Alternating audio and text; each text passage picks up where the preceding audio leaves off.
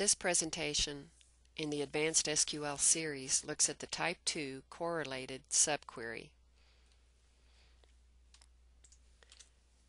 You can log into your MEC account and follow along with the examples if you want to.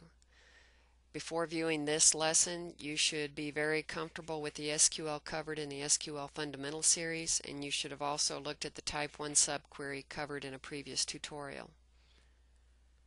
You saw that the Type 1 subquery executes independently from the outer query.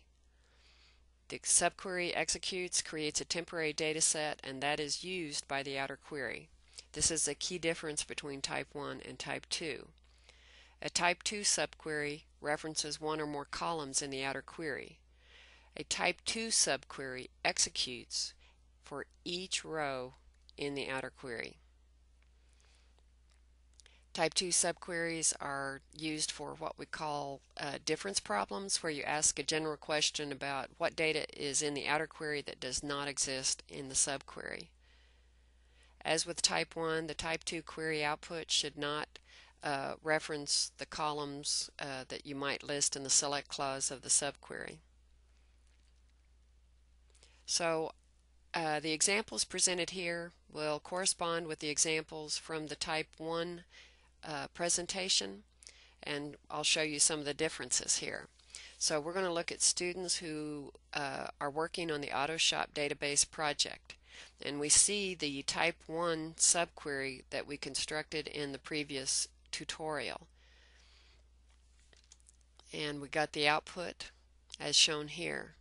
So we were saying where, taking that common field between the outer and the inner query, student team ID in, and then the select clause needs to list team ID for that comparison. However, in a Type 2 subquery, we're going to simply use the word exists. We have our subquery and we join the outer query with the inner query in the where clause of the subquery.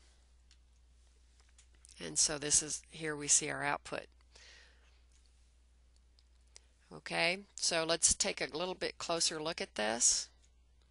You join the outer query with the subquery in the subquery's where clause. You do not list the outer query table in the subquery from clause. Unlike the Type 1 subquery, you won't list a common field between the where clause and the exist keyword. It also doesn't matter what field or fields you might list in the select clause of the subquery, because it is not used by the outer query, which is distinctly different in the Type 1. Let's look at the greenhouse example. We're going to show crops of type herb planted in sector B of the South Seed Zone in the greenhouse database.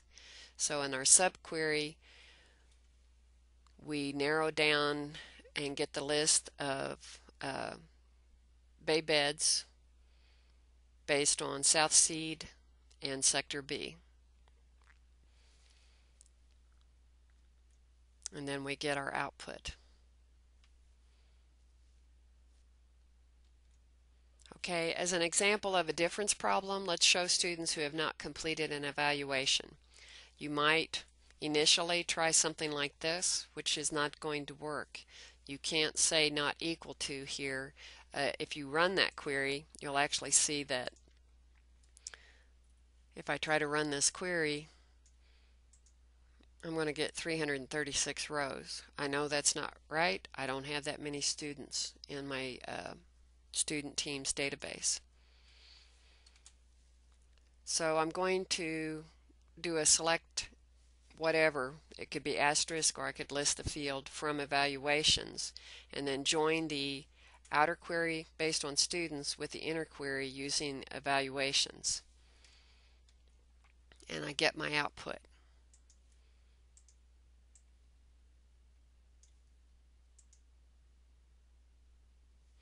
So note also, I am using not exist. I'm changing the way the Type 2 works by simply putting the word not before exists. So what we've covered here is the type 2 correlated subquery.